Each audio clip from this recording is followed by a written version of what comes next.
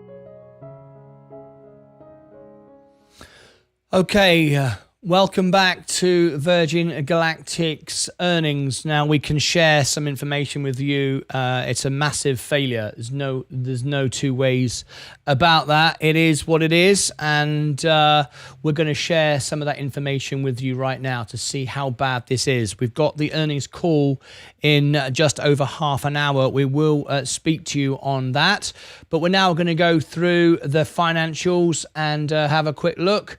Let's have a quick look at all the comments we've got in here. So if you've just come on in, tap the like button, let me know you're here, and I will share some information with you. Okay, here we go. Here is the earnings. We've got some information and we're going to share it with you. So here we go. Buckle up to your seats because the earnings call in the half an hour away yet, but we're going to share what we've got on the screen. So I'm going to keep it on the chart right there and read out for you some information.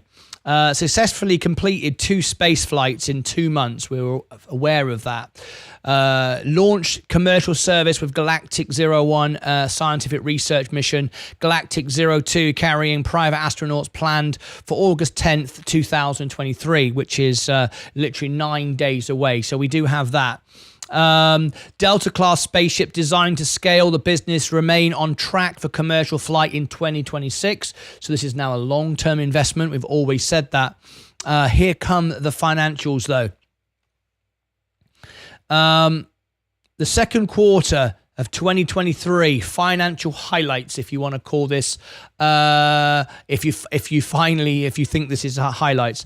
Cash position remains strong with cash equivalents and marketable securities of 980 million as of June 30th, 2023, and that's a sequential increase of 106 million from the first quarter of 2023. Okay, revenue of 2 million compared to 0.4 million in the second quarter of 2022. This is driven by commercial spaceflight and membership fees related to future astronauts. Okay, I'm just reading through the whole report as we've got time here. So let me just double check something else. I want to be absolutely clear before I report anything to you. Let's have a quick look. Okay, that's fine. Just checking that. We'll carry on. So revenue of 2 million compared to 0.4 million. Okay, that is good. Net loss of 134 million compared to 111 million net loss in the second quarter of 22, primarily driven by an increase in research and development expenses relating to development of the future fleet. However, looking at that, I think that is reducing. So that is a potentially good sign. GAAP research and development expenses of 87 million compared to 62 million in the second quarter of 22, with the increase primarily driven by investments related to the development of our future fleet. Now, all of this is expected. Okay, it's what Michael Cole-Glazier says and surprises us, if he does surprise us with potentially some breakthrough or some star guests flying. Remember, there's this rumor about these 2 seats. Gap selling general and administrative expenses of 51 million compared to 45 million in the second quarter of 22. So selling general and administrative expenses of 51 million compared to 45 million in the second quarter of 2022. Non-gap selling general and administrative expenses of 43 million in the second quarter of 23 compared to 36 million in the second quarter of 2022. Now then, the stock is down. It's broke through our 411 point. As you can see, there's massive selling going on right now. However, it hasn't gone down as low as I might have expected. I'll just tell you now, I've just added what I call a moon bag. I've just added a moon bag. I've just bought in at this point with Virgin Galactic. I've just bought back in. Okay, just so you know, full disclosure, I bought back in on Virgin Galactic just a few seconds ago. Okay, adjusted EBITDA totaled 116 million compared to 93 million in the second quarter 22, primarily driven by an increase in research and development expenses. Net cash used in operating activities totaled 125 million compared to 87 million in the second quarter of 22. Cash paid for capital expenditure totaled 10 million compared to 5 million in the second quarter of 22. Free cash flow totaled to 135 million compared to 91 million. Told you Martin had FOMO. There's no FOMO here. Free cash flow, a nice one, Craig. Total cash flow compared to 91 million in the second quarter of 2022. Generated 241 million in gross proceeds through the issuance of 55 million shares. Okay, 241. So this is half of the 400 million has been done, generated, which is in over half. So it's worth noting that. Generated 241 million in gross proceeds through the issuance of 55 million shares. So we're over halfway, which means the stock is less likely to go to 150 at this stage. They've done over half of the 400 million. There's still 160 million to go. That's just, all right. On July 13th, the company announced a planned launch date of August the 10th on June 29th. Okay, we've been through all of that. We don't need that. Okay, financial guidance. The following forward-looking statements. Yeah, we know all about that. Okay.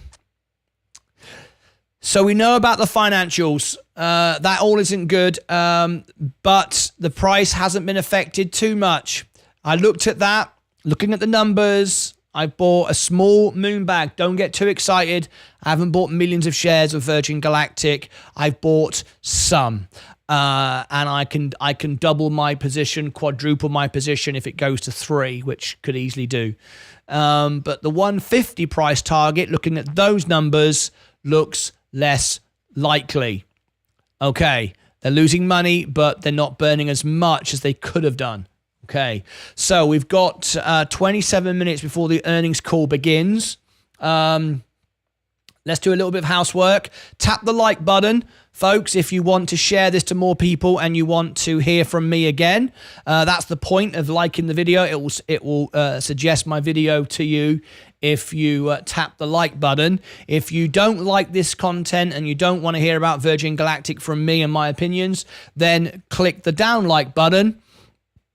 And if you do that, YouTube will stop showing you my content. So I strongly recommend, if you want to hear from me, tap the like button. If you don't, tap the down like button, and then you won't hear from me again. All right, wonderful stuff. Let's get ready. And let's get Mr. Mini-Me off the screen. If it's your first time here, go ahead and subscribe and ring the bell if you want to be made aware of breaking news throughout the journey on Virgin Galactic and other stocks that I'm involved with. We're at 398. Down she goes. Okay, I've got my other position ready to buy double and quadruple if I decide it's the right thing to do. We're now at 398. Thursday night, of course, is typically after hours when we get information. We're going to look for after hours on Thursday. We're also going to see what happens on August 10th. So we're at 397 now. We're getting quite a drop. This is no surprise. Let me bring in some of the comments if I can get through some of these. Okay.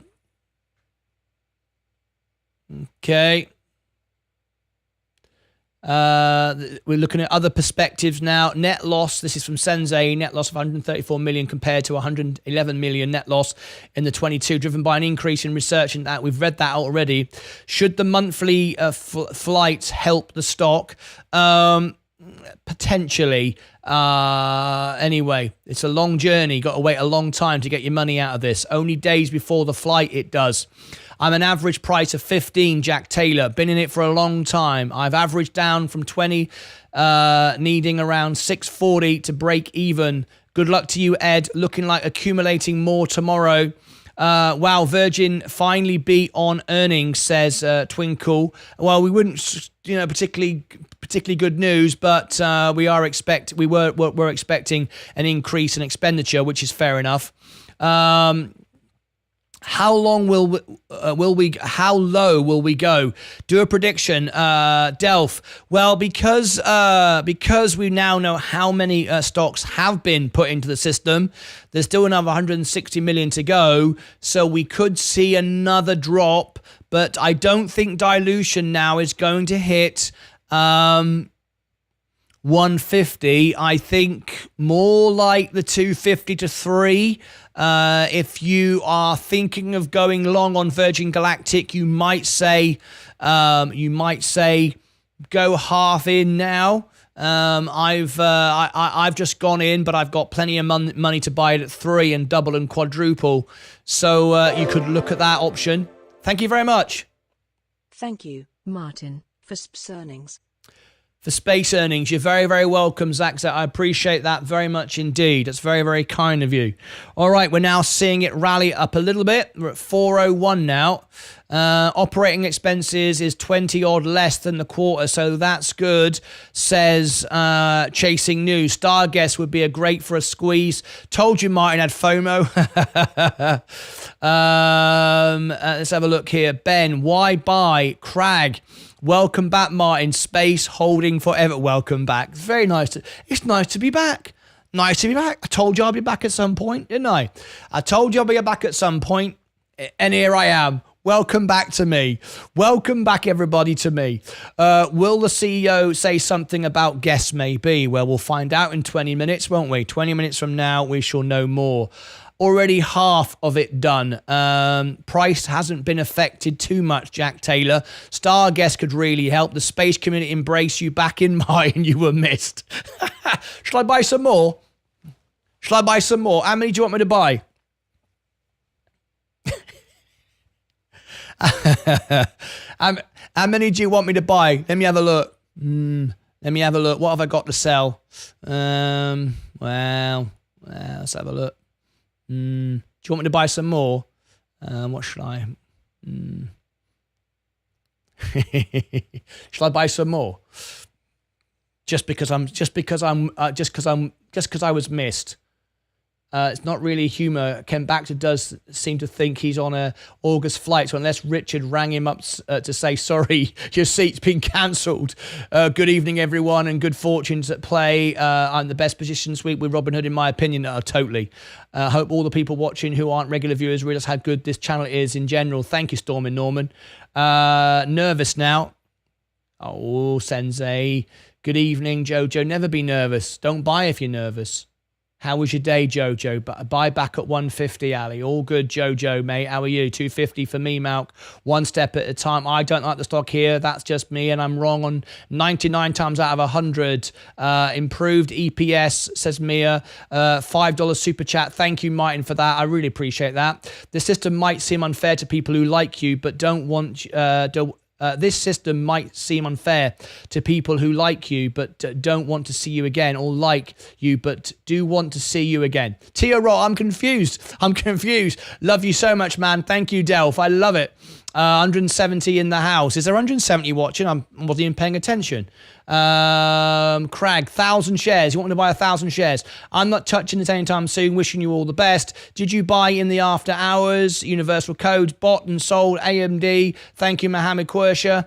Art, I knew you weren't. You were smart enough to buy back on the. I knew you were smart enough to buy back on the earnings. I always said I'd come back, didn't I? Some of you don't listen. Finance says astronaut membership seems likely to contribute to the top line. I'm in at 378, 398. Smash the like, subscribe, says Sensei. Okay, let's have a little look. Should we have a little look? Okay, I've just... I'll buy some more. Shall I buy some more? Does anybody want me to buy some more? How many shall I buy this time? Let's have a look. Let's go. Okay.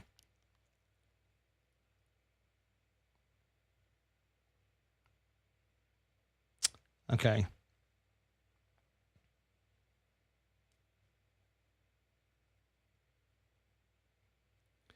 Okay.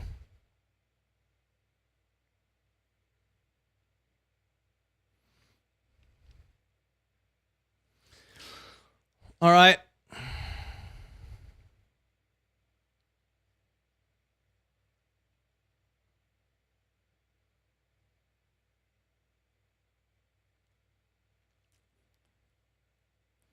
Okay, let's have a look. Virgin Galactic, how many shall I buy? Okay.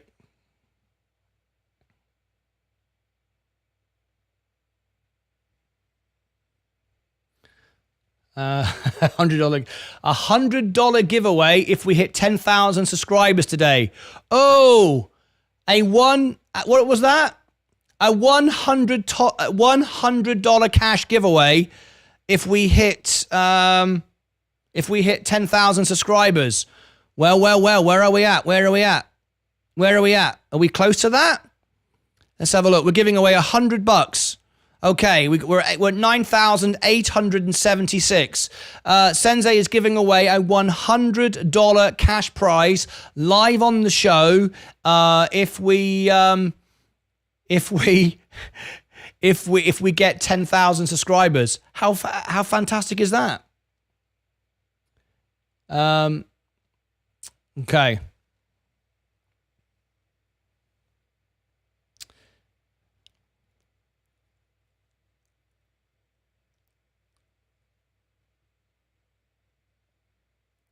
Okay, I'll buy some more.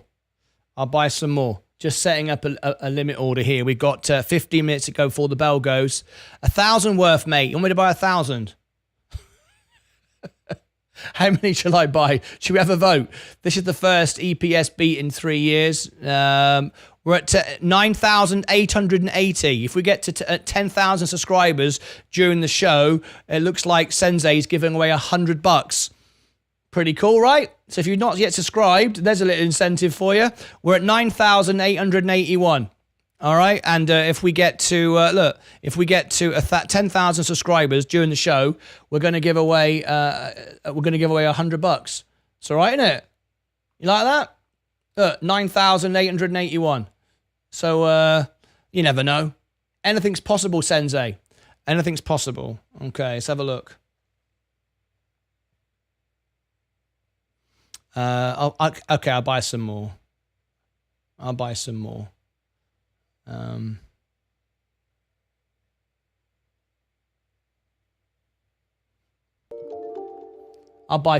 Okay, I'll set a limit order in.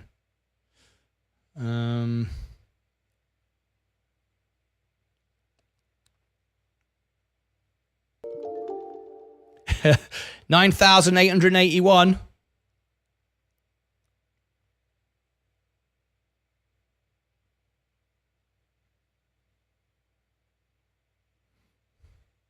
All right. I've set a limit order.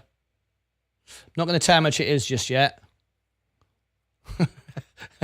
I normally tell everybody everything, but now I'm being cagey. Why am I being cagey? Right, there you go. We'll see what happens. I'm not going to get too excited. Oh, hello. We are now at 9,883. If we get to 10,000 subscribers during this show, we're going to give away a $100 cash prize. Very, very good, right? Very, very good. Anyway, very, very nice indeed.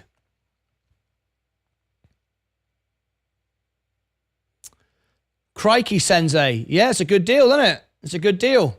Okay, the earnings. We're getting ready. We're getting ready for it. I've read out to you the general financials. It's not as bad as it could have been, and it's quite interesting. I've just bought back into Virgin Galactic, and I've got another buy order set in place as well. Very good. As Heidi Klum says, 1 minute you're in, next minute you're out. I think she'll be talking about fashion, though. Yeah. Is it smart to buy 630 shares? I cannot say. I cannot give financial advice. I don't know your position. You're lucky, though, Martin. If you're in the UK, you wouldn't have the option to buy. Or 9,885. We're moving up, folks. If we get to 10,000, we're going to give away a $100 cash prize during the show. You're lucky, though, Martin, indeed. Of course, says Mayor. How can you buy after hours? Thanks for covering your earnings and being honest, Martin. I can buy 24 hours a day. I have access to 24-hour trading. 24 hours a day from Sunday 7 o'clock to Friday 7 o'clock. However, just so you know, I can't buy Virgin Galactic 24 hours a day. Just the SPY, Tesla, Apple, and others. Virgin Galactic I can buy for another 3 hours and 15 minutes. I can do that for another 3 hours and 15 minutes. And I've just bought some, and I've got an order ready on standby. On a side note, AMD beat earnings. Thank you very much indeed. Oh, we're going up. We're now at 9,886. And this is good. If we get to 10,000, we're going to do a cash giveaway. $100 cash giveaway. How cool is that? We're just too good. We're just too good. We're too good to you. $100 in cash paid out via Cash App or PayPal or even crypto. I don't care. 1,000 worth, mate. Well, I'm going to disappoint you, Mayor, because I've done more than that already. Oops. Hello. Anyway, at Jojo S, it's the hokey cokey, the in and the out, shake it all about. How come you are buying, Martin? Because things weren't as bad as I thought they were going to be. And we have held up a little bit. I'm ready to buy some more at a 398 level. And I don't think we're going to hit 150 now. I think 250 because we've done 2/3 or just over half, actually, of the dilution. So we're actually not as bad as you think. How come you're buying back in? I'll put another 1,000 in. Let's go, Ed Spitzer. Is the report out? Yes, the report is out. We're at 9,888. We're going to give away $100 in cash if we get to 10,000. So that is really, really good. $100 in cash if we get to 10,000 subscribers during the show. Martin showing big FOMO. No FOMO at all. No FOMO at all. I always said I'd be back when the time was right. In the last couple of weeks, I've been making money when some of you were buying at 4.15, 4.16, 4.17, 4.18. Remember all of that? I wasn't. I was out. I was making money all over the place. I'm still in, says Sensei. I fear Crag's spot on. It sounds like FOMO. It sounds like FOMO. If it sounds like FOMO, it's FOMO, right? No FOMO. The stock is down. Virgin $6 before market open tomorrow. I doubt that, but we shall see, right? Looked at financials and made a decision. Exactly. Someone's playing silly buggers with the subscribers, going up and down like a bloody yo-yo. I knew someone would do that, and I am expecting someone to do that, or loads of you to do that when it gets to 10,000. That's what happens. When you get to the milestones, people play around with it. But you always, let's see, up and down, up and down. I know how it goes. Don't worry about that. Okay, we've got 10 minutes to go. The earnings. Let me listen in. Let me listen in. They should be playing the audio. They are. Okay, here we go. We are ready. They've got the slides up. So what we're going to do, we are going to change the set. They're using, they are going to use,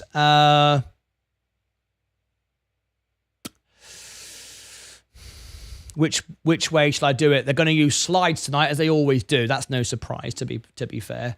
So let me bring it up. We're going to use this screen. So we're going to bring this one up here. And we're going to load it up here, okay? We're going to load the earnings up and loading slides. Thank you very much. They're loading the slides. Let's bring them in. There you go. There's the slides. Let me unmute it. There's the music. I can just make sure that the audio is coming through. Yes, it is. Yes, audio is good. We will mute that because we've got a bit of time. We don't need this one. We'll leave that one. Okay. We've got this ready to go. Okay. We're ready to rock and roll. We've got our audio. We're going to put the chart back on the screen. Okay. Good. And we'll bring this in. There will be some charts as well. We will flash backwards and forwards between the chart and the presentation from them, so we can do both. Okay, we'll do both. All right. So we're just a few minutes to go now. We're down at 403. I'm going to double my position at 398, and I'm back in on Virgin Galactic. Can you believe it? Can you believe it? So here is the current price, which we're looking at the moment, and as you can see, it's just shifted down to 403. We're going to buy back in on my Roth and main account, so we can trade it tax free.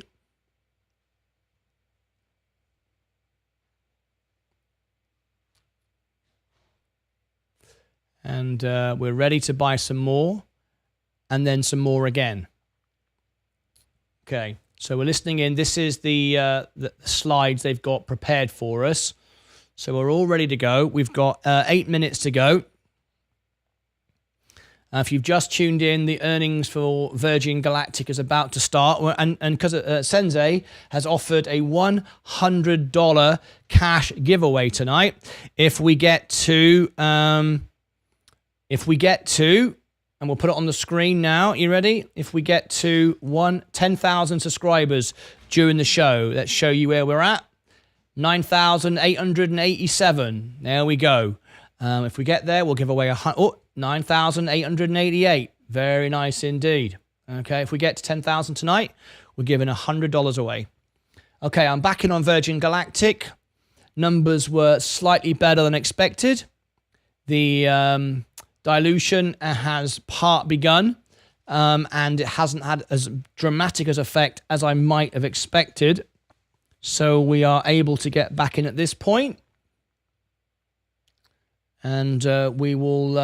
I'm always bullish on Virgin Galactic, but not until I was ready to get back in again. I'm here to make money, not just to join the fan club.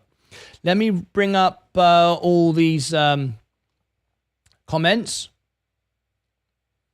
See if I can get to all of them. Vice Boss, space to $59. There's no evidence of that. First time revenue, Zach Zay, how come you are buying Martyn? I just explained it all. 100 by 26.27, timing in my eyes if they deliver the new ships. Space to $400 by tomorrow evening. Verified, says Jack. Really? Okay. Sinex, you can in the UK now as well with Weeble UK. Very nice. Must look up Sinex. Never knew Weeble was in the UK. Crag, I've been giving you the Weeble link forever. It's on my YouTube channel. I told you Weeble was available in the UK. I've been giving you my referral code forever. You can get free stocks. You can get free Apple stocks using my referral. It's on my website, martynlucas.com. I've been giving it. It's always been there. It's always been there. Have you never looked?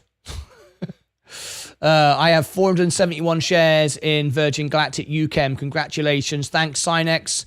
They LUNH in UK 2 weeks ago. They launched, they launched.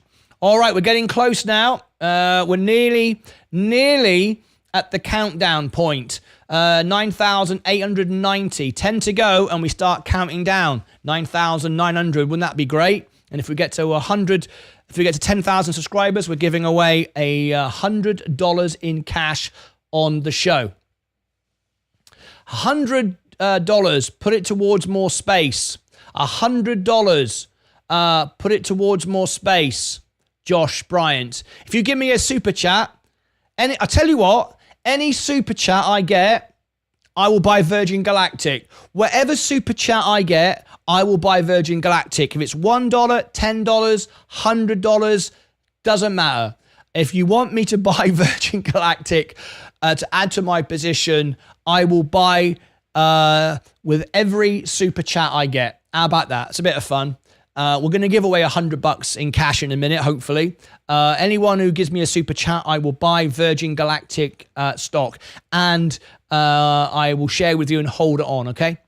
All right, we'll double after the call. Don't miss out. How many shares of space have you bought tonight in total? Universal Co. I'll show you in a minute. I have to make a joint to lower my don't think I can read that out. 500 shares long, LFG. You're not giving it away. Your mate is. Yeah, I'm not giving it away. Sensei is giving away the $100. You're absolutely correct. I'm holding 20,000 worth of Virgin Galactic. Good luck to you, my friend. Very, very nice indeed. All right, 3 minutes to go before the earnings. Let's listen in. We've got it here, ready to rock and roll. Okay. Seconds to go now. Not that long to go. We'll be back with the earnings. Nice to hear English accent than the usual American pot noogle. Thanks, mate, for that. How many shares are left to dilute? Apologies, I wish I missed the start. 400 million, and we've done, 227? Something like that. I forget how much it was now, but anyway, we'll cover that again in a minute. 20,000 shares at 20 grand, or 20,000 shares, or 20,000, or 20K. Jack, I'm not sure what you mean. I'm waiting to give away $100, says Sensei. If you subscribe to the channel, he's waiting to give away $100. I love that. I love that. Isn't that great? 2 minutes to go. I have 14,000 shares, says Jose. Chasing news around half, I believe. Sensei Crypto. Martin has a big mouth and he will never recognize he is wrong. He is not doing the right analysis. That's not very polite, is it, Juan Carlos? Everyone gets a voice here. Don't be rude, though. This is, my channel, my show. You're coming in here. You're not a member of my channel, and you're being rude. So don't be rude. There's no need to be rude. We'll just, we don't want that. This is the sort of thing you get, folks. Unbelievable, isn't it? I'm all in at 14,100 shares. Congratulations to you. Halfway done. We've got a minute to go. Halfway done with dilution. Ben, grateful you're presenting this content. Appreciate you. You're very, very welcome indeed. You're a much nicer guest than the clown we had some moments ago. Okay. We do want to focus on our members. It's very, very important. We have lots of people coming in who want to say things, and we have to focus on our members. It's not possible to answer everyone's questions. So we are going now over to members only. If we do get 10,000 subscribers during the show, we will give away $100. But we are going now members only, because we want to focus on our members. If you want to become a member of our channel, it's only a couple of bucks a month. You get verified and you get 20 times back what you put in. That's why we have 95% of our live viewers who are members. Let me give everyone the membership link. You might need a browser, but let me do that now, because we do want to be able to answer everyone's questions. A minute to go, and here we go. Oh, look at that. UChem is gifted memberships. Wow, just in time as well. We're going members only in 5, 4, 3, 2, 1. What a wonderful gift. UChem just donated right on the buzzer memberships. Very, very kind. Here we go. Okay. The earnings is imminent. Any second from now, I will stop talking and the earnings will begin. We're ready to go.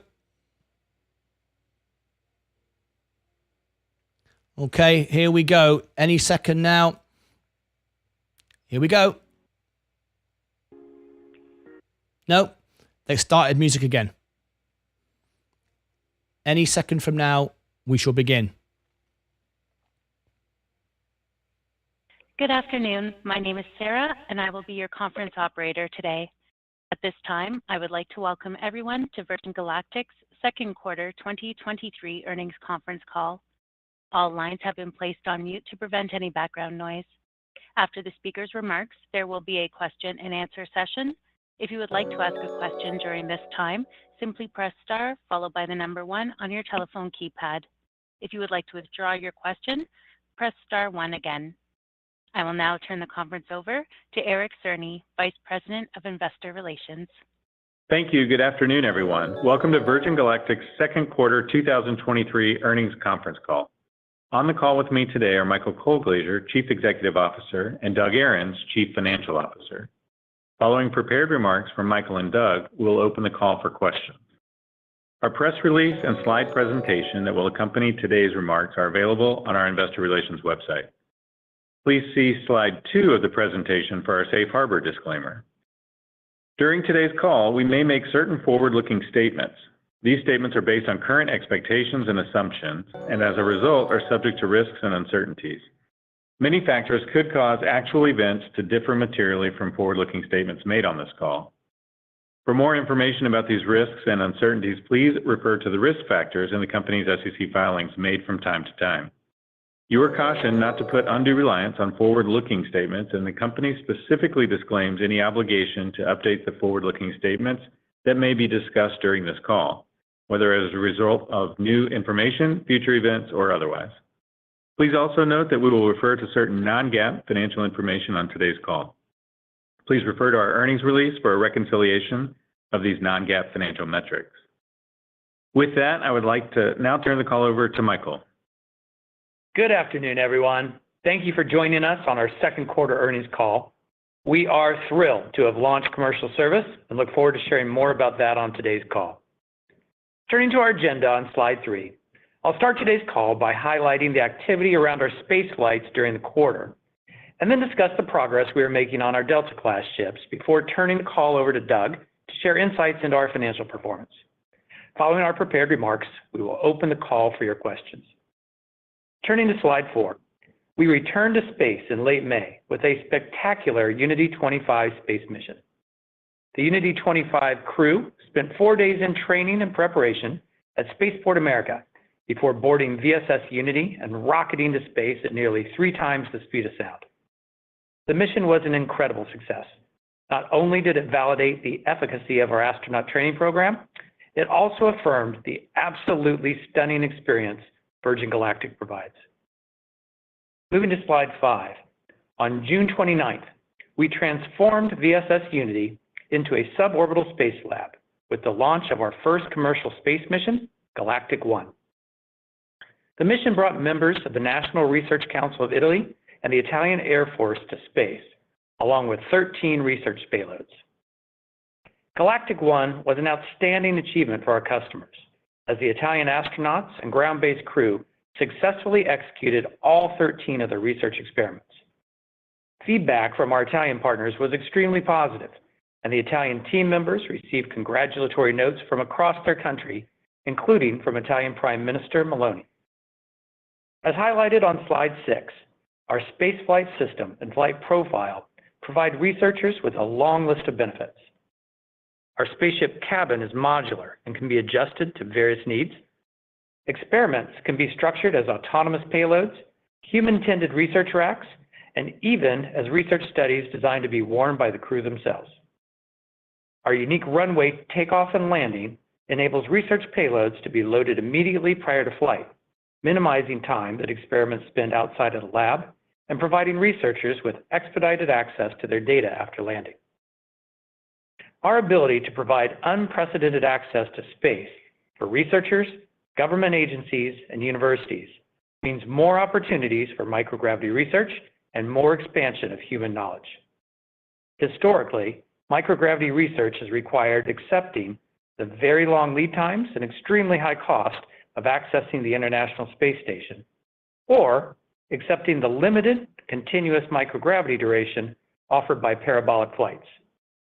We believe our suborbital space lab product hits a sweet spot, and we are pleased to offer researchers and scientists access to several minutes of continuous microgravity that will allow for deeper and more frequent study of microgravity's effects on the human body, fluid dynamics, plant and food growth, and much more. As we now begin to build out this product vertical, we believe the combination of extended time in microgravity, capability for researchers to accompany their experiments in space, and relatively favorable cost positioning will enable the attraction of both new and repeat research customers. On to slide 7.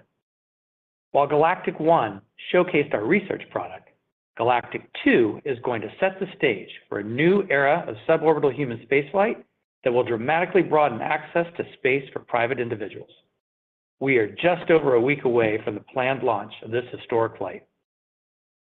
The Galactic 2 crew provides a glimpse into the breadth of access that Virgin Galactic will enable as we scale our fleet and expand our business. Their ages range from 18 to 80. They hail from 2 of the more than 60 countries already represented within our future astronaut community. They have widely diverse reasons for wanting to travel to space, and their journeys will have widely diverse and positive impacts within their respective communities.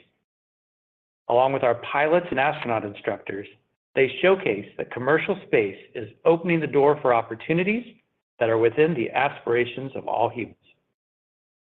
Similar to Galactic 1, we will be live streaming the Galactic 2 mission. The live stream footage and widespread media coverage from these flights helps to showcase our product and build awareness of the safety of our systems, as well as the unique and highly differentiated space experience delivered by Virgin Galactic. We might stream that as well. I encourage all of you to join us on August 10th for the live stream of this historic mission at virgingalactic.com.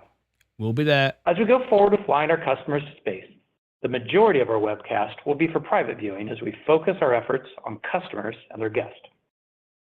Turning to slide 8, we are building consumer interest and confidence by operating our commercial spaceline safely and consistently on a planned monthly cadence.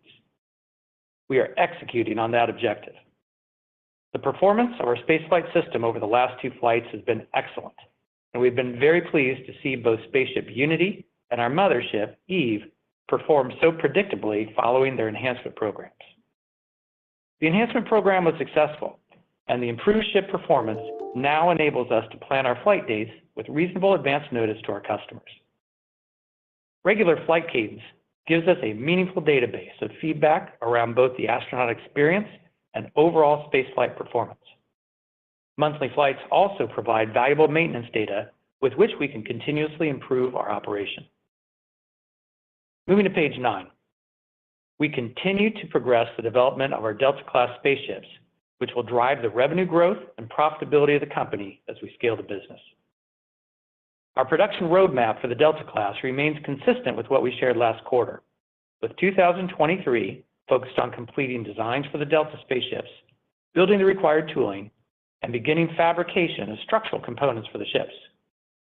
As we move into 2024, we anticipate completing the assembly and equipment installation designs, completing parts fabrication, and initiating the assembly phase at our facility in Phoenix, Arizona, utilizing the subassemblies from our suppliers. We continue to operate on a timeline that supports testing in 2025 in advance of the first Delta ship entering commercial service in 2026. Delta ships have been designed to have a relatively low unit production cost and have material improvement in flight cadence relative to our initial ship, VSS Unity. The Delta development process has yielded some excellent enhancements to the ship's architecture, particularly with regard to manufacturability and maintainability, and we are tracking well against our primary ship performance criteria. Before I turn the call over to Doug, I want to convey how incredibly moved our astronauts have been following their flights. Across the board, whether it be research flights or private astronaut missions, Virgin Galactic is delivering an incomparable experience. It is exciting to be flying to space on a regular basis, and we also know that we have many more milestones ahead of us. We continue to make progress on our Delta-class ships, as these vehicles are going to enable us to deliver this same incomparable experience to more customers at a faster rate. And with that, Doug, let's turn the call over to you. Thanks, Michael. Good afternoon, everyone. Turning to slide 10 and our financial results for the second quarter. We generated revenue of approximately $2 million, driven by a commercial spaceflight during the quarter and future astronaut membership fees. Operating expenses were $141 million, compared to $110 million in the prior year period. The increase is primarily attributable to a $24 million increase in R&D costs tied to engineering work for our future fleet. SG&A increased $7 million. We reported a GAAP net loss of $134 million compared to $111 million in the prior year period, primarily driven by higher R&D costs. Adjusted EBITDA was negative $116 million in the second quarter, compared to negative $93 million in the prior year period. Free cash flow was in line with our guidance at negative $135 million in the second quarter, compared to negative $91 million in the same period last year. Moving to slide 11, at the end of the second quarter, cash equivalents, and marketable securities on the balance sheet totaled $980 million, a sequential increase of $106 million from the first quarter of fiscal 2023.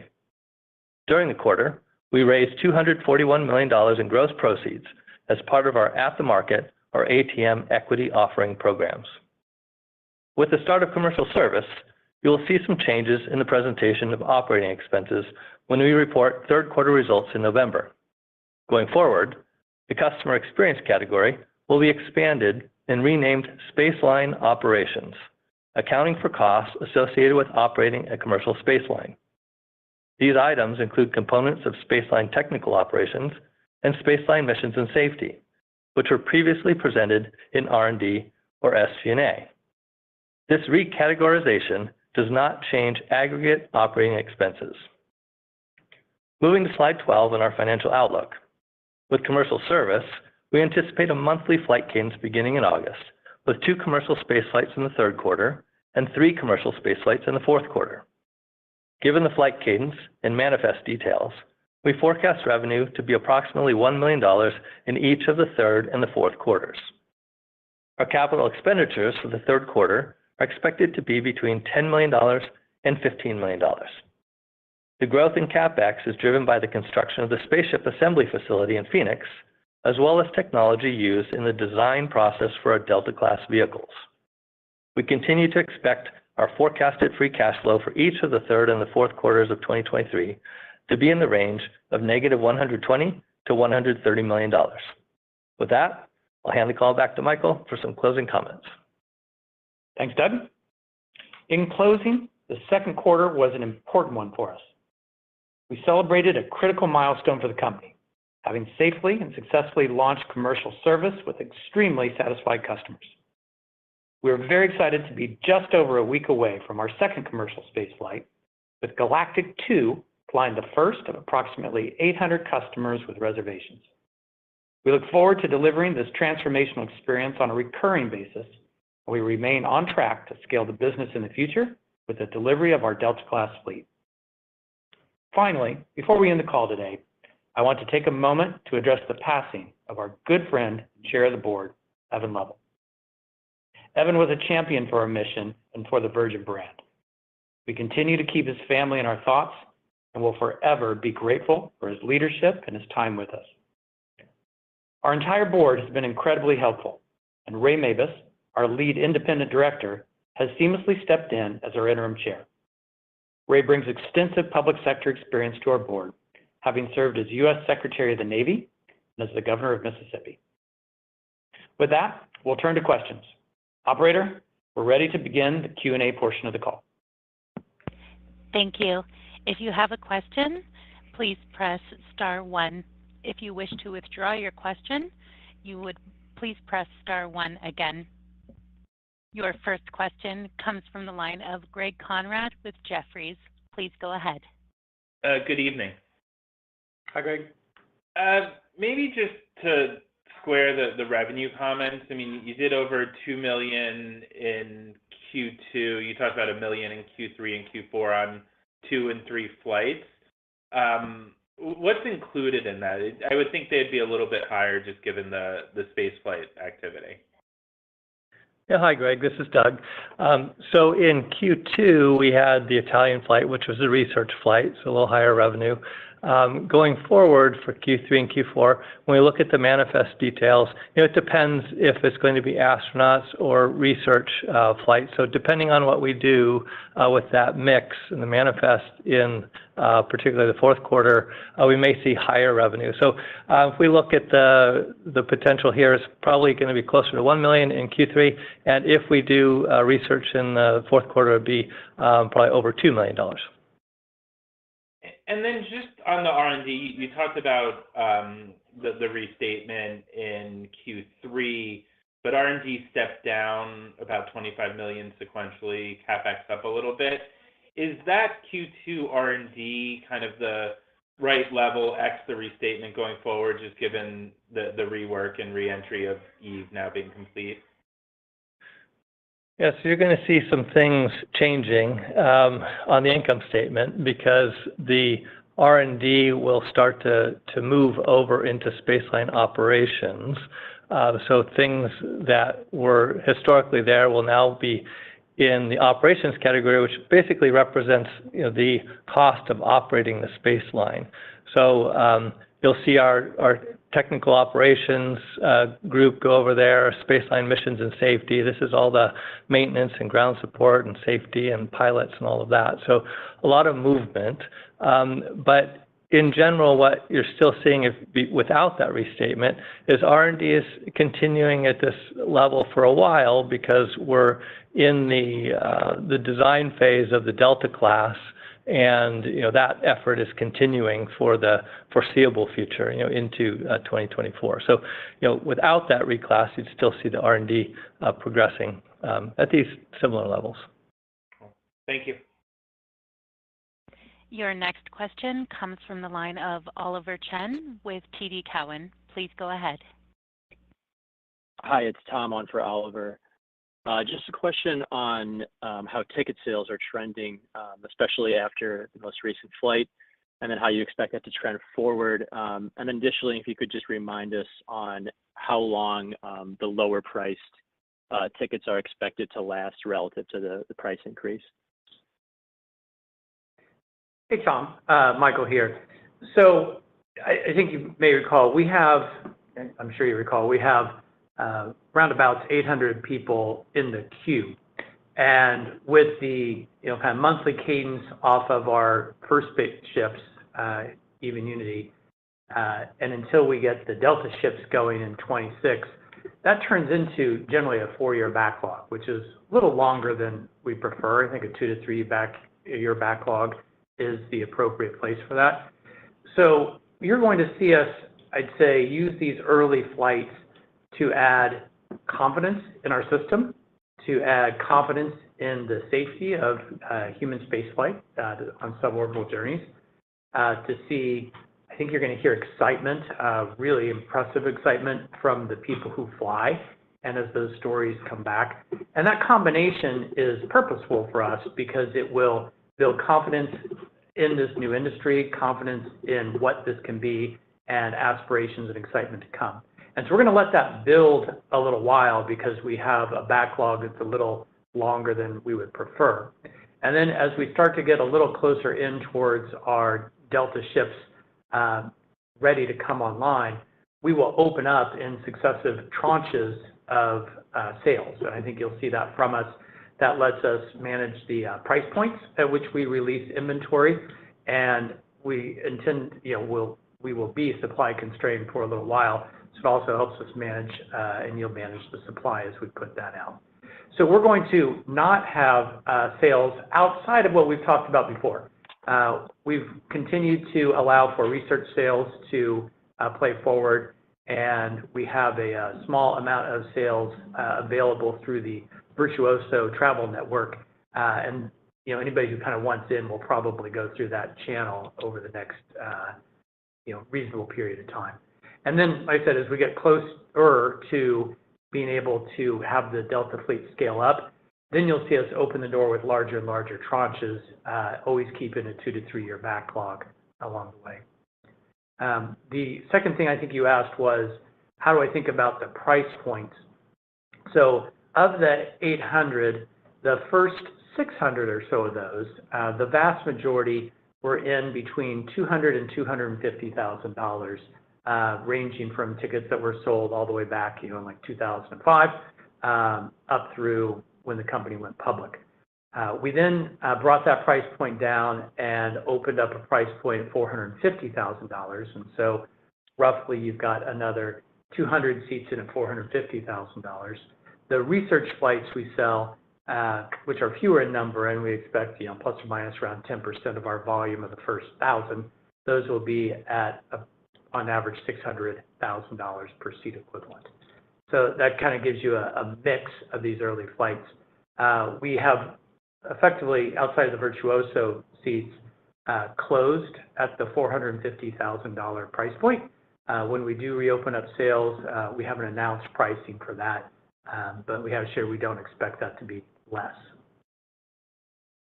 Great, that's very helpful. And then a follow-up on the research flight demand. Could you just talk a little bit about the drivers of demand for research flights, and then what factors lead you to prioritize research flights relative to ticketed passengers for tourism? Thanks. Hey, I'll take the last part first and then go forward. So on the whole, we're going to prioritize the vast majority of our inventory to private astronauts.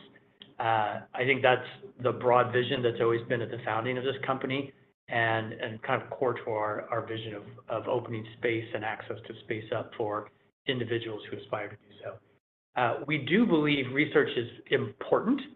We believe research matters to the ongoing growth of human knowledge. We believe that research is a profitable business along the way. We also believe research appropriately adds, I think, a halo, a positive halo over the top of commercial spaceflight. And so for all those reasons, we've allocated generally 100 of our first 1,000 flights, so about 10%. And I would like to see that kind of be in that range as we grow. Now, what are the factors that are here? Mentioned briefly in kind of prepared remarks, there's kind of two ends of the spectrum that are currently available to people who want to do microgravity research. And microgravity research is hugely important as kind of humanity at large starts to work to spend more time in space for all the various reasons that are out there. So there's a lot of research needs to be done. It has either been an experiment that goes to the space station, which is a long time to get in line because there's not that much capacity for that. It's very expensive to get it there, and you kind of have one shot to make it work. And that puts a lot of pressure on those experiments to make them very, very robust. And you kind of have one experiment that lasts a long time. On the other end of the spectrum, you have parabolic flights at the higher end of the current piece, which on average give you about 20 seconds of microgravity. It's not as pristine microgravity as the planes can bounce around in the air a little bit. And you can get repetition on that, but you just don't have enough length of time, or sounding rockets are very short, or drop towers are very, very short. And so what we heard, coming back from our Italian partners on this and from other researchers we've talked to, is there's a sweet spot that suborbital space is enabling. And the flexibility that our spaceship provides is we can either keep or remove seats, add payload racks in or not, allow those to be tended by the researchers, or actually research experiments flown on the astronauts themselves, hits this middle ground that has just never been available before. And so now we can provide minutes of very clean microgravity time, and that allows not only for a wider range of experiments that could go up, but because our cost price points, especially compared to getting to the space station, are so much less, now researchers can actually plan for a sequence of experiments or repeating experiments with slightly different parameters as they learn more. And usually those are on the way towards either a larger piece that will go to the space station or eventually the moon, or sometimes they can get everything they need through us. So those are the parameters that people need. And then the people who buy those are heavily government and government-funded institutions.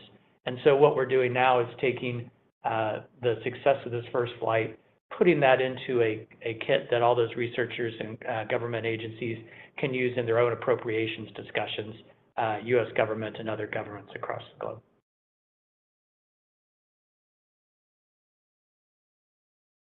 Your next question comes from the line of Peter Osterland with Truist Securities. Please go ahead. Hey, good afternoon. I'm on for Mike Tremoli this afternoon. Appreciate you taking the questions. So first, I just wanted to ask, appreciate the color you've given on pricing. But just kind of following up on that, in this time frame where you're operating just with Unity, is $500,000 per flight about what you're expecting on average for civilian flights through 2025? Or are there any considerations related to number of passengers per flight on these first couple flights that are different from what you'd expect on average as you kind of get into 2024, 25? Sure. So when we look at the capacity of Unity and the ticket prices that we're flying these days, you would expect to see for the near term about $600K per flight because there is one seat allocated for an astronaut trainer in the near term. As we move into 2024, we expect to open up that fourth seat, and so then you would see 4 times $200,000 or $800,000 in revenue per flight is what we're projecting. And if we get research seats mixed in there, you would see some uplift from that. Very helpful. Thank you. And then as a follow-up, just wanted to ask, on your fleet development activities, have you experienced any challenges or surprises that you'd call out, either in terms of cost, labor, or design challenges that might be different from what you expected at the beginning of the year, or has it mostly just been on track up to this point? No, I haven't seen surprises that are here. Aerospace in general is growing, and competition for engineering roles in certain types of fields remains healthy. The defense industry has more pressure upon it for everything that's going on with the war in Ukraine. And so, we continue to hold our own, I think, against that, and we have an incredible group of engineers that are delivering against this. So that part, I would say, is just kind of normal for all aerospace that's going on. And we've had, I think, really pleased relationships with our Delta suppliers here. So, in fact, we've got some of them on site today from both Bell and Carbon, and that's been really good. We are working with them.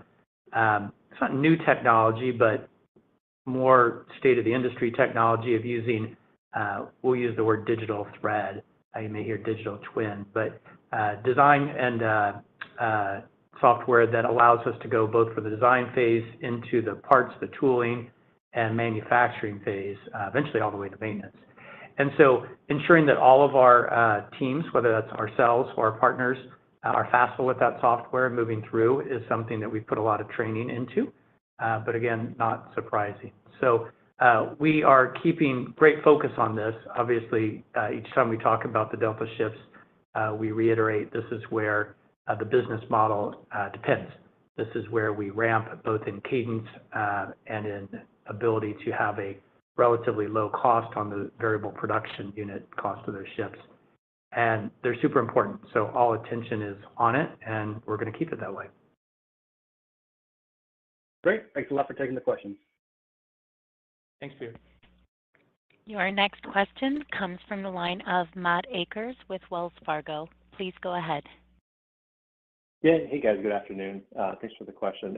I wanted to ask just your latest thoughts on Imagine, and I think you've described that as kind of option value that you could activate at some point. Now that you've got Unity flying, is that something you could look to exercise at this point? So Imagine is, as you said, we've kind of kept it, as an option for us, and it's going to remain as an option for us. The picture, when page 9, I think, of the accompanying deck, which was talking about our Delta class ships, that image is actually an image of Imagine, and we used it because Delta is derived from that base. And there are many things that we've already been able to benefit from in evolving the production model ship from Imagine. The reasons that we put it, kind of off to the side is because the engineers that we have focused on this early design phase for the Delta ships are the same types of engineers that we would have through the testing phase of Imagine. A lot of flight sciences, a lot of avionics work, areas like that. And we need those people focused up front on Delta so that we can get the momentum of Delta into the supply chain that we've built. At the time when those key engineers have kind of completed that and we're kind of well down the path towards Delta, the build and production of those Delta ships is pretty quick. And the way in which we are not only going to learn through flight test, but we're also building, as you would expect to see in a rapid commercial aerospace development program, we are building, you'll hear the words Iron Bird or a static test article. We're building systems that are on the ground that can allow us to very rapidly move through design elements. And, we're wind tunnel testing the Delta ship actually this month. So a lot of that allows us to have a relatively abbreviated flight test program. And so when you hear us doing flight testing in 25 and allowing the first Delta ships into commercial in 26, we're kind of at a point where they're almost outpacing Imagine at that point. So we are going to keep Imagine, right? It's still here with us, and we have it secured and ready, but it is likely going to be used in service of the Delta program as opposed to, hey, we're going to turn our attention over to Imagine and get that going.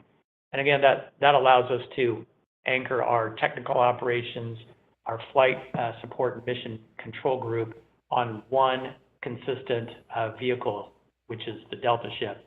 And then as we have multiple of those ships, it's the same engineering base, it's the same maintenance manuals, it's the same program, and that will allow for a more efficient operation. Got it. Okay, thanks for the call. I'll leave it at one. Thanks, Matt. Your next question comes from the line of Kristine Liwag with Morgan Stanley. Please go ahead.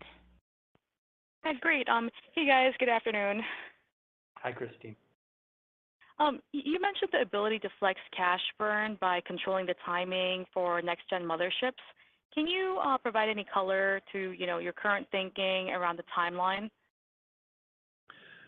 Yeah, so that strategy that we outlined in the last call is still consistent with what we're looking at today. Again, because we're pleased with how Eve is performing after the enhancement period we're doing, we did, so that now we see Eve continuing through the Delta flight test program. So we are benefiting from that. So because of that, we are still anticipating that we will be working on Delta first and getting through some remaining design elements, and then moving on to the parts fabrication, and rolling off of that over to the next generation mothership program. So it's a lot of the same engineers again.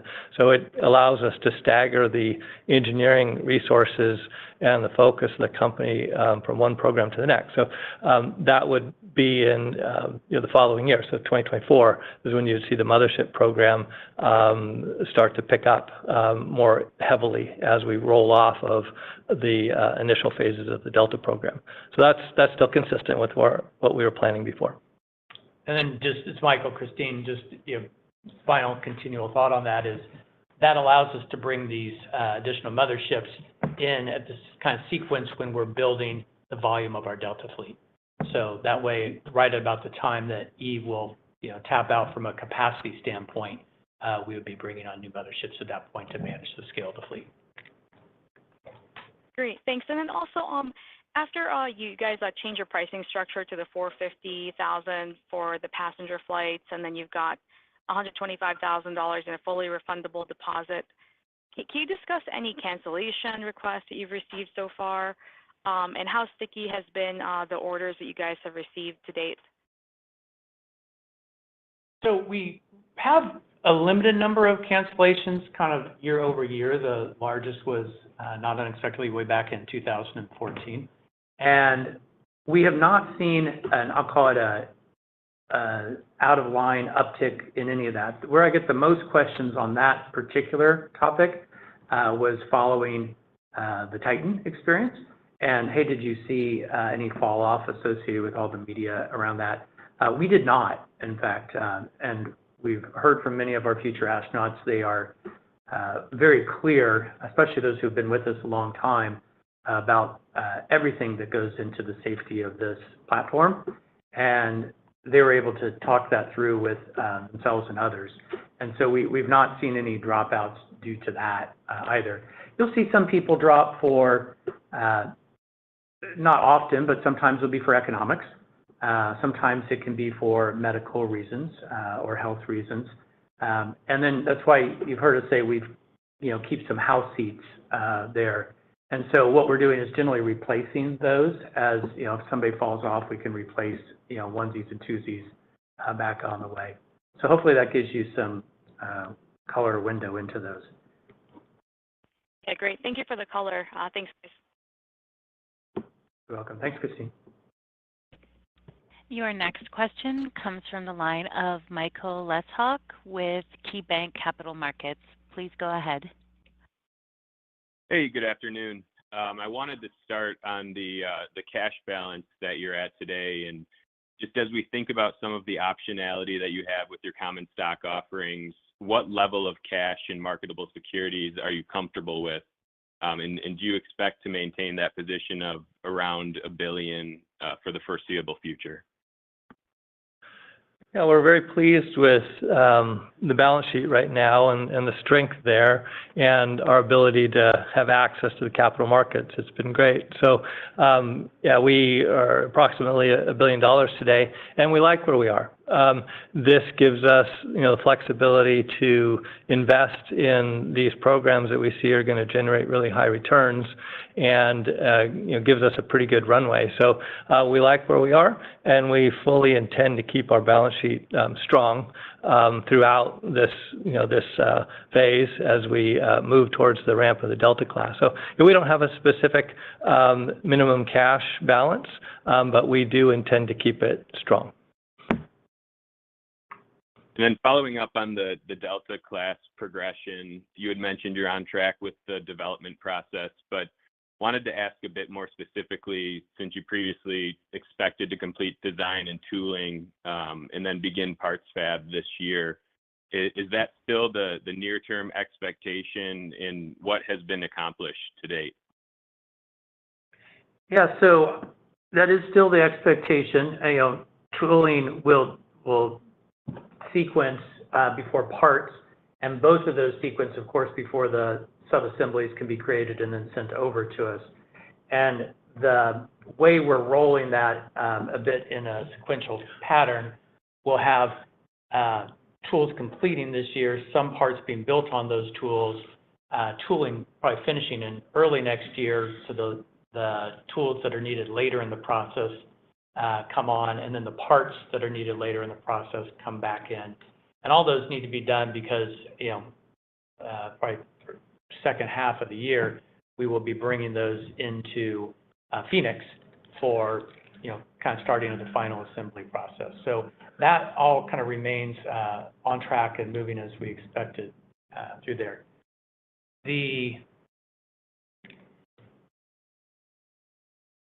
I think you asked a question, what else have we seen in there? One of the things I guess I'd share, I sat in on, I'll call it an executive overview. It wasn't an executive summary. It was a deep day on the design process and report out for where we are and some of the major milestones of Delta and how we've used the Imagine baseline into this fourth generation spaceship, the Delta class.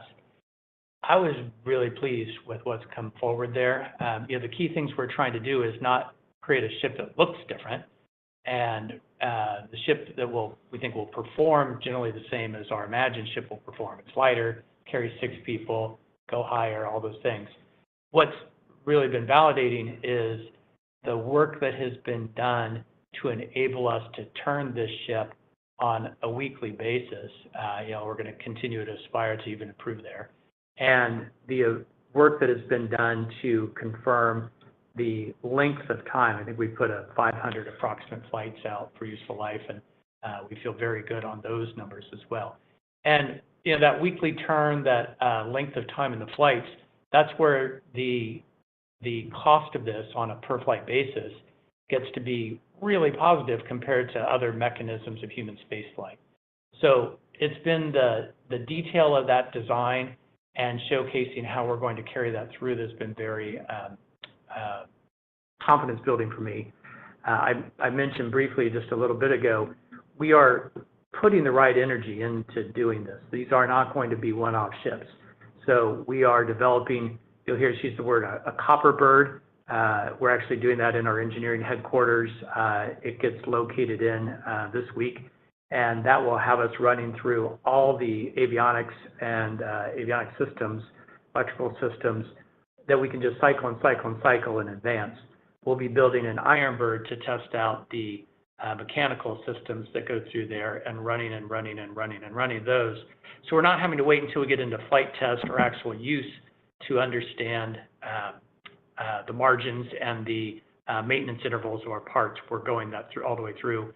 We'll be building a static test article for our ships and being able to take that to an, kind of an ultimate limit load to confirm all the maintenance intervals that we're putting in. So those things are all very confidence building for me as I watch the diligence with which our engineering and program teams are putting these together.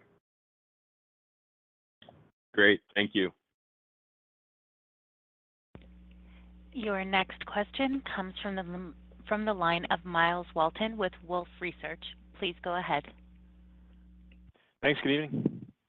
Hi, Miles. And Michael, I was hoping you could talk a bit about the engagement plan after Galactic 2.0. And in the frame of reference, I think you mentioned these would start to become more private experiences. And I'm just curious, how do you maintain the visibility that's going to be required to create and sell the experiential side of this while keeping it intimate, private, what basically the customer is paying for?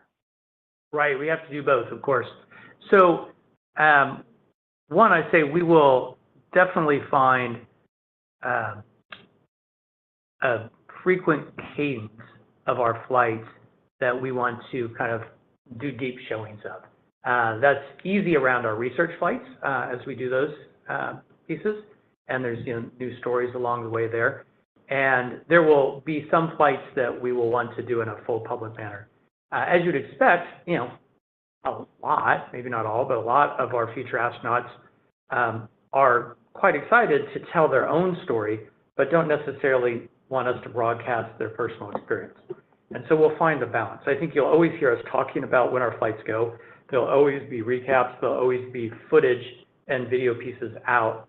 There doesn't always need to be kind of a detailed streaming of the interior of the cabin for each group of private astronauts that fly. And what I do think you'll see, though, is we'll be giving that material to our astronauts, and not all, but I imagine the majority of those will also become very active in bringing those out.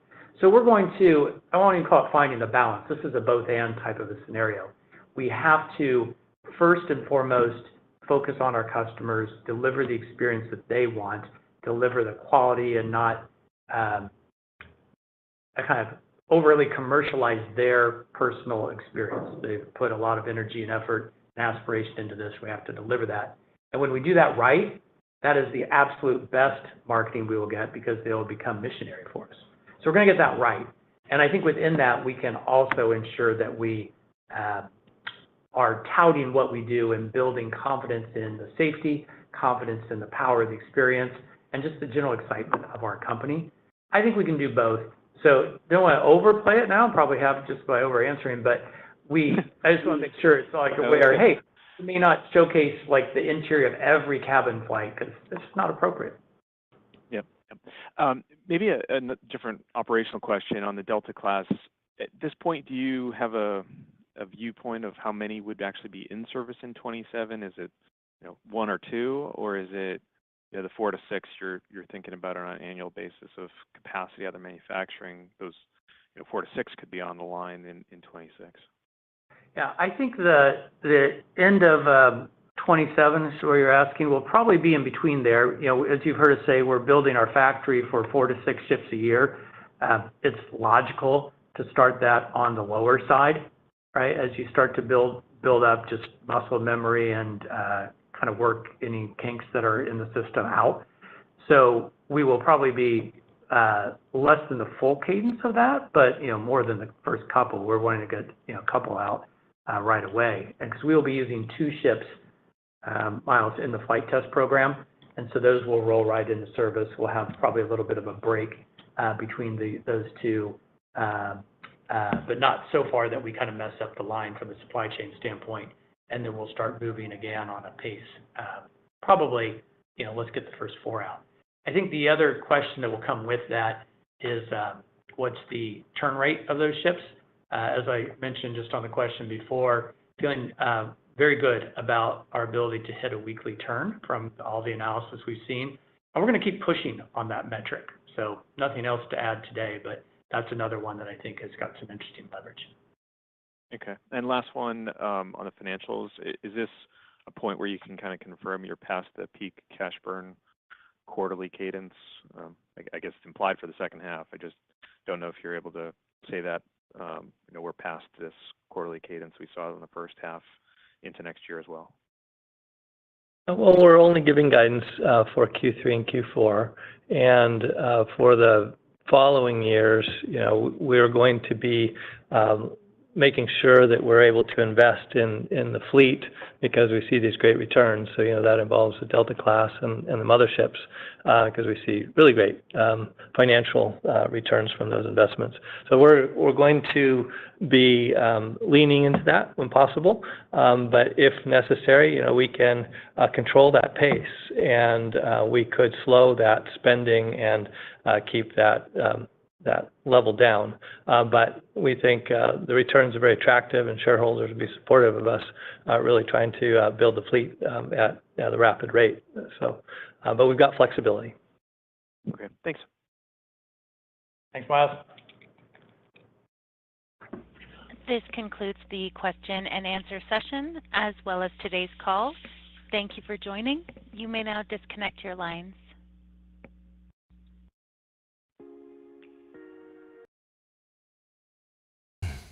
Okay, there we go. There is the earnings call for Virgin Galactic. We're going to have a recap now, and the discussion is open for everyone. And we're also going to look at the charts and discuss with Sensei Crypto, looking at the charts. I'm going to share with you what I have done throughout that call. I have got back in on Virgin Galactic. I have bought more shares. I've just had another order go through just some seconds ago. And I will explain my target, my thoughts behind that. And we'll also have a listen to Sensei as well. I believe Sensei wanted to do a chart. He's done some work during the call. Just bear with me a second. There we go. I pressed the wrong button there just for a moment. I'm on the wrong screen. Just bear with me as I change all my screens back. There we go. And Sensei is going to, I believe, call in and do a chart analysis on that. I'm going to open up the broadcast lounge, answer some questions. We have some questions to go through. So let me just mute that down, open up the broadcast lounge there for a moment. Okay, that's there. And the stock is now dropping as we anticipated it would drop after the earnings. That's why my order has just gone through. I will share with you how much I've bought. I've just bought 200 shares, starting to buy more. I'm going to put another order in for around at the 350. I'll explain why I think that as well, but we shall see what happens. There you go. So I've said I'd get back in the stock if I felt it was the right thing to do.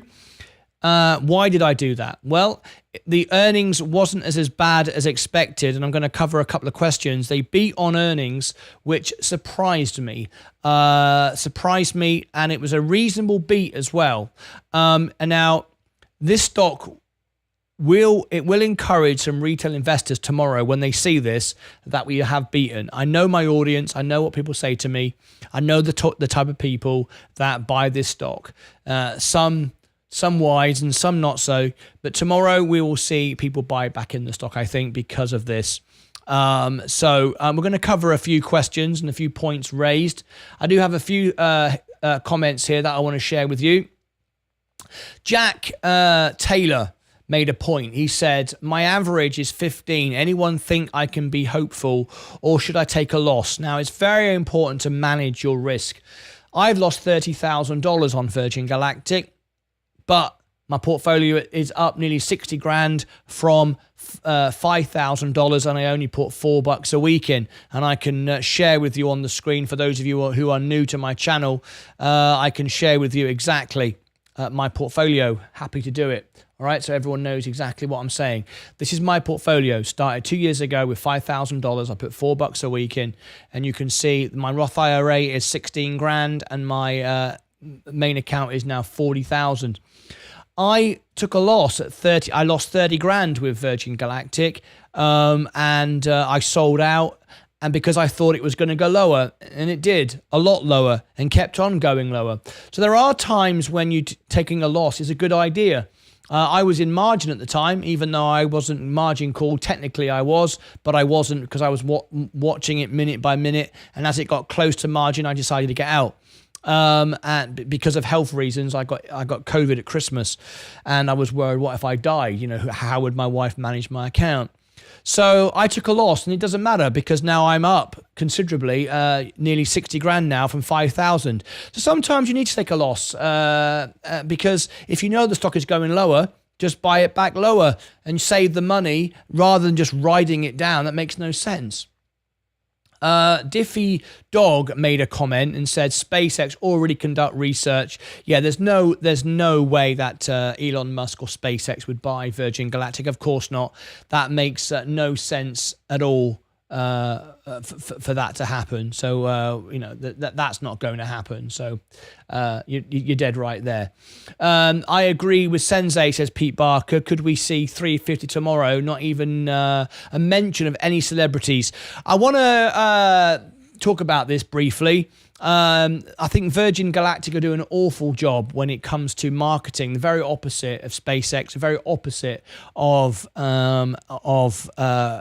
Rocket Lab. I need to be absolutely clear though, so everyone understands what I mean by this. It's not anything exciting at all to announce to the world when it comes to the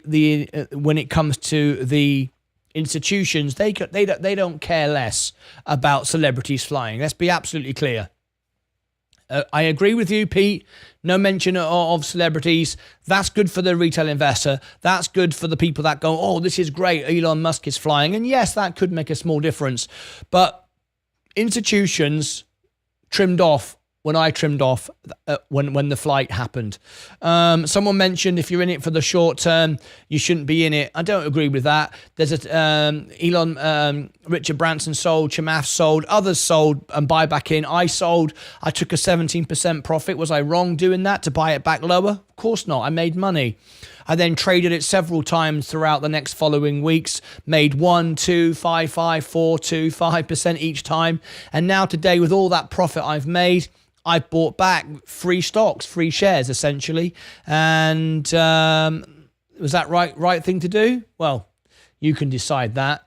Diffie Dog says he just said he was happy with the balance sheet.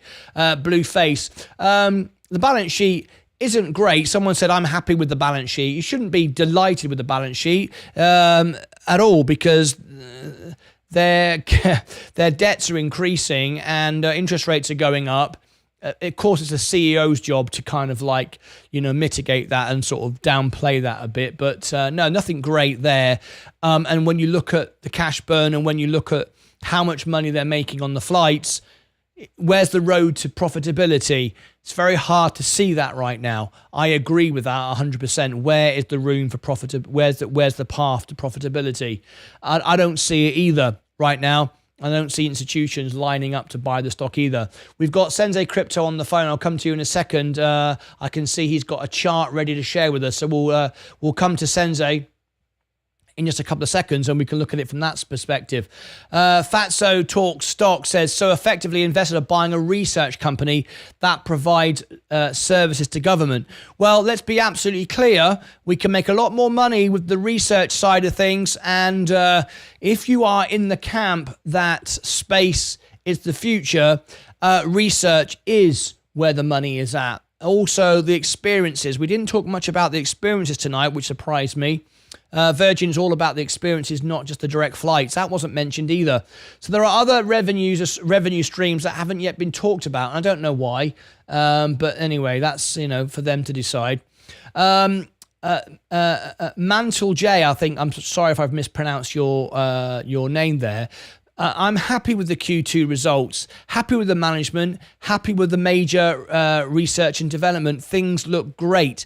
Wouldn't say things look great, but I can see why you're happy on certain levels. It's great to see a beat for the first time and on a raised expectations. We've not had a beat since Q1, Q4 of 21. So it's worth noting, it was just off screen there. We've not had a beat on earnings, but remember, it's important to note that the company don't set expectations. It's the street that set expectations. So it's great they've beaten it. However, majority of that was because of the Air Force, Italian Air Force. They earned extra money, which is not, it might not come for a while, but of course it can come at any point if they do add research into those flights. Feel sorry for the people who have got stuck in this rubbish in a bull market. I wouldn't feel sorry for anyone. I'm down 30 grand. I took a loss and then made profit with the money. You've sometimes just got to be hard on yourself, realize the stock is going down, get out, buy it back again. That's what the smart money does. Don't feel sorry for anyone. Anyone knows that. If you're just holding on a stock forever, then you're not an investor, you're a gambler, and then you need to learn how to invest. There's nothing wrong with taking a loss, getting out, buying back again later on. I've done that, and now I'm up from 5 grand to nearly 60 grand in 2 years. So you don't feel sorry for anyone. People have to do the right thing for themselves. So anyway, let's go back to Sensei now. I think we've covered everyone's questions. Let's have a little look here. Let's have a look. Got a few comments in the chat. If that can be dealt with by our moderators, we don't tolerate any aggression towards members or anybody at all. We don't want any of that at all. Craig says it pumps up the flights because of the scalp traders and swing traders. Then they dump off the flight when they have to expect a bit of a sell-off. I was at 25, now at $5. 2 years of buying almost monthly. And I have a lot of shares, says Mant. I don't agree it's the best strategy, just buying every month, every week. That's a very simple way of investing, but I study the stocks 10 hours a day. I'm live up to 10 hours a day in front of everybody. Everyone sees what I buy as I buy, and so on. But at the end of the day,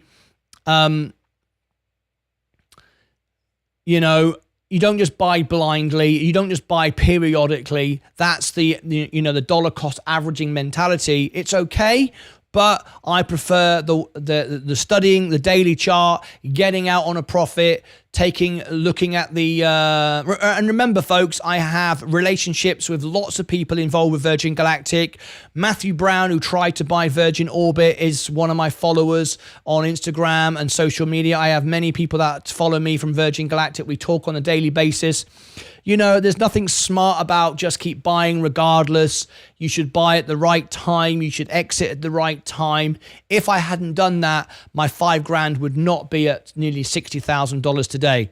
Nothing clever about joining a fan club, owning forever, regardless, and all the rest of it. You've got to do the right thing. Anyway, let's hear from Sensei from a chart perspective, and we can look at how it panned out tonight during the show. And we're also still giving away a $100 cash prize if we get to 10,000 subscribers during the show. We just like to give back. This is Sensei's giving it, offering it. So let me just go over to Sensei now. He's just getting ready to talk to us. So let me bring you up on the screen, Sensei. I will unmute you to just stay quiet if you don't mind, just for a second before I introduce you in. But we do have his chart available. So Sensei, get ready, and I will bring you on the show in just a couple of seconds. I've been adding to my position. I've got orders all the way down to 350, and we will monitor this constantly. Let me look at any more comments. Did I get any more comments that need answering? I did. Fine with $5 now, investing elsewhere, says Mant. Delph Martin, how was the report? It was okay. They beat on earnings. There's some good and bad. It's okay. Disliked, unsubscribed. Oh, not you again. Jackson Vahu. This person popped in earlier. Yeah, we got rid of him. I don't know who this clown is. Let me get rid of that person. Hide user on this channel. There we go. That person can't speak again. God knows what this person's about. We get, unfortunately, around certain stocks, I'm going to tell you now, folks, you don't get this. You don't get this with the S&P, Apple, Microsoft, Google, Amazon. You get it on stocks that lose money. Sadly as it is, unfortunately, you get Virgin Galactic is in the camp as a rival, as Mullen. Bitcoin, crypto, unfortunately, we get idiots come in and say stupid things. We just don't pay any attention to that. I think we got through all the questions, just about. I try to answer everyone's questions.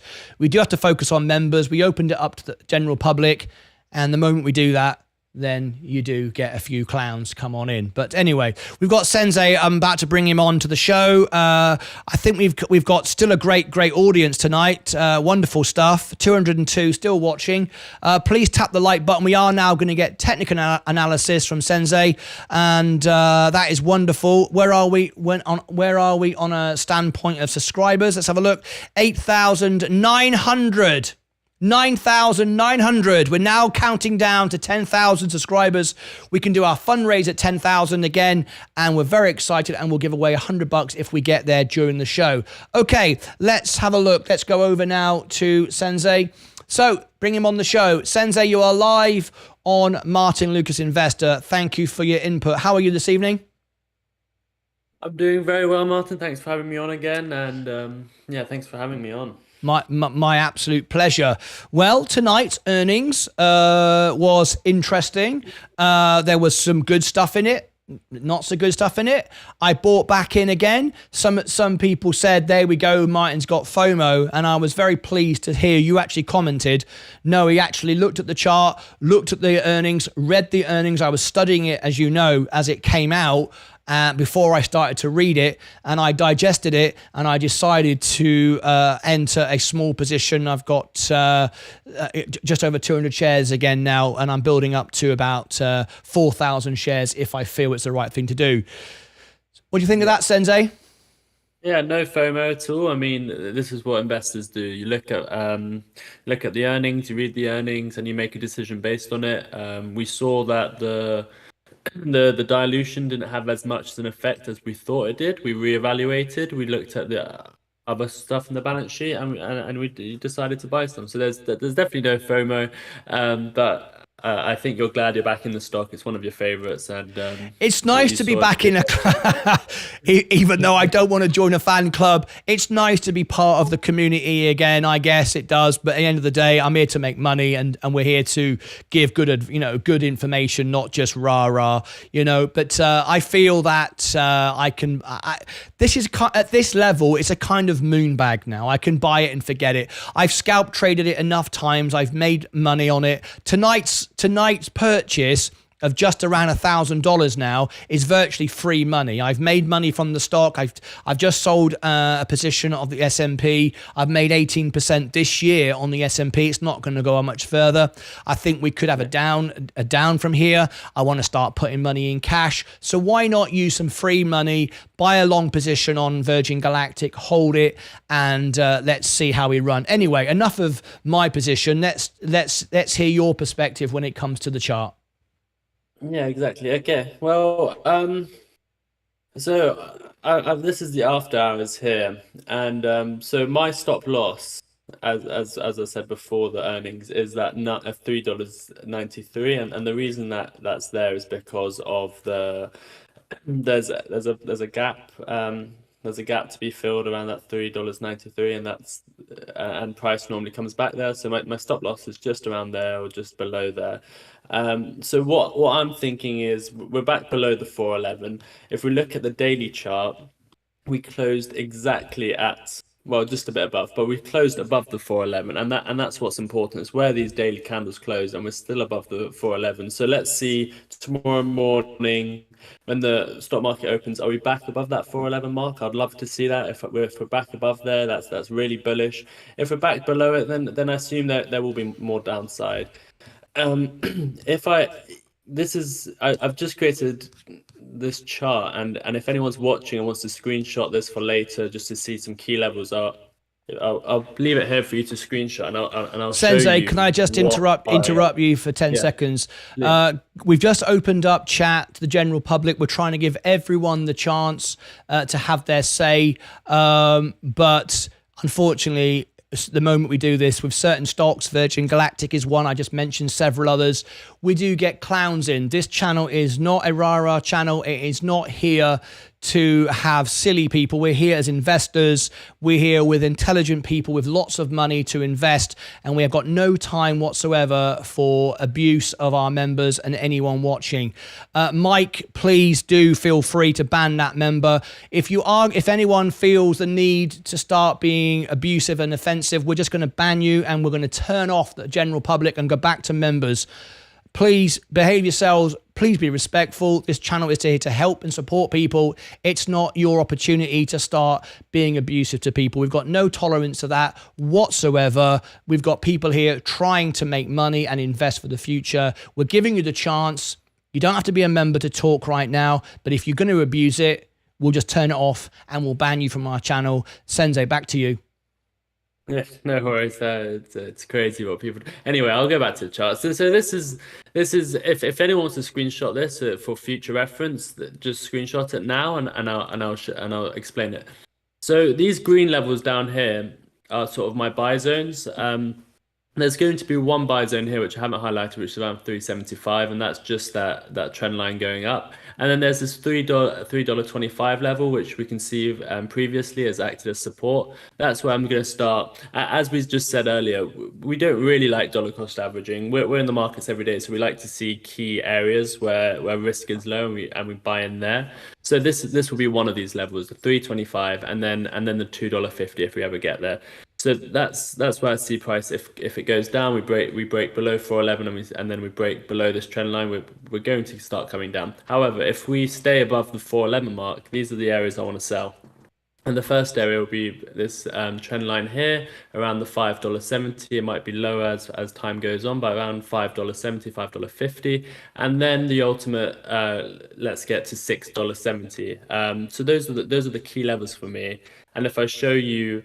This is just another piece of technical analysis, and it's sort of Bollinger Bands. It shows the upper band, lower band, and currently the upper band is and the lower band are diverging with exactly the chart I've shown you. And I like to see these different pieces of technical analysis showing me the same data and my targets, and it's showing the lower band is at $2.67 and the upper bound is at $8.80. So around the same levels I'm looking at.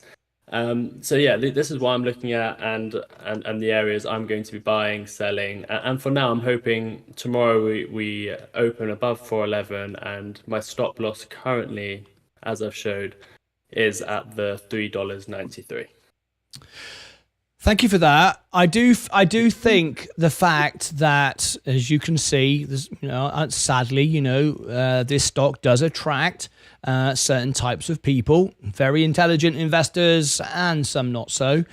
I think a lot of retail investors, and we are all retail investors, I'm not trying to put myself above anybody else. We're all the same here. No one is super rich here that I know of.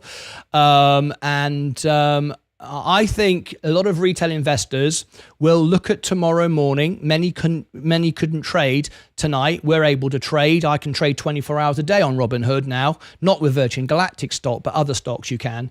I'm able to trade for another 2 hours, and I think the fact we've beaten will get a headline.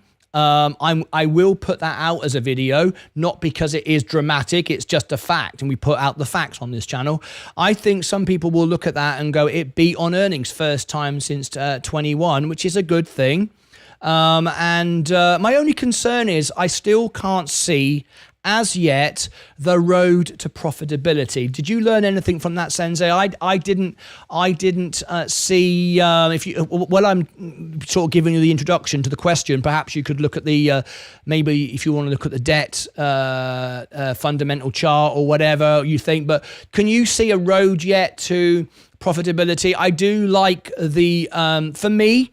There are two things. One, they never mentioned the experiences around around the guests. Didn't talk about that, and I think that will be something in the future when they build out the spaceports around the world. You know, families staying at the hotels and so on and so forth. I think that's a revenue that's not even been tapped in yet. But also research. We are moving into a new era of space, no question about it. I think the opportunity to be able to do research is far more profitable, at least for the next few years, than the general public flying.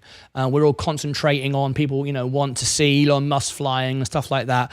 And that's great. It does get a bit of headlines. And I said they could manage that better, but institutions don't care that Elon Musk is flying. They couldn't care less. They just want to see revenue. How can we make money from this? If I'm going to invest in this company, how does it make money? And I think the research is a potential. Did you learn anything from the call how we're going to get to we're just now seeing it selling off 396. There it goes.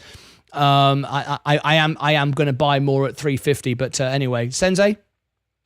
Yeah, so they didn't outline anything too interesting about their road to profitability. I didn't hear a very strong statement about how they're going to get to this. In fact, I just sort of heard more about more debt being put on and not a clear way of getting rid of it. It is a point of concern for investors, especially with these interest rates. If you think about it, about a year ago, it was the interest rates were less, around 2% or something less.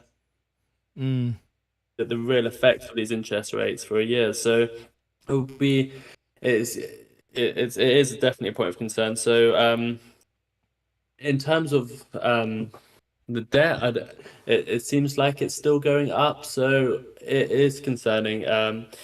I wish they spoke more about how they're going to get profitability. As you said, they didn't talk about the whole experience, which is supposed to be a part of how they get profitable. So I don't really I'm not too bullish on that side of things, and I don't too much comment on that side. So it's something to see in the future. I mean, that I think they should be fine for, I don't know, a year to come, but they need to sort something out and reassure investors in the next sort of earnings call. Yeah, just want to address a guest here who just said, got some audio coming through. If you could mute it, Sensei.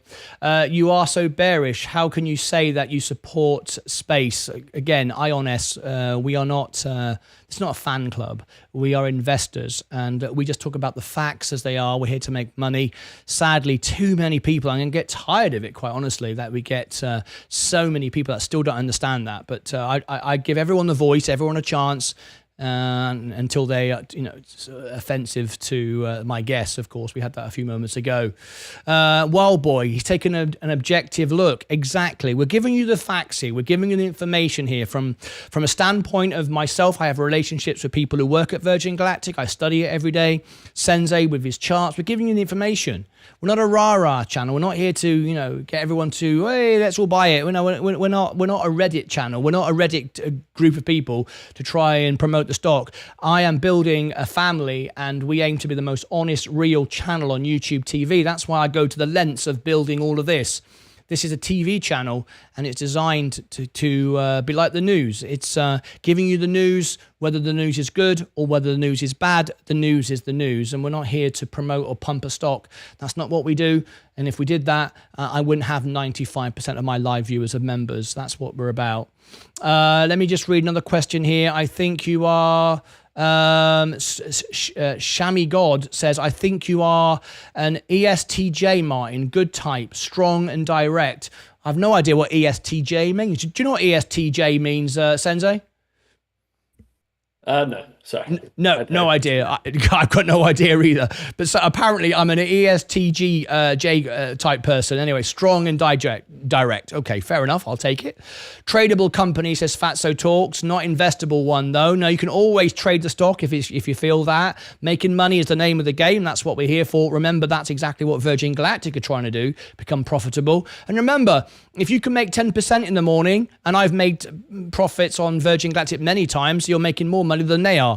So just remember that. If you wake up tomorrow morning and you sell the stock and you make 10%, you're making more money than Virgin Galactic is. So don't put yourself down if you decide to do that.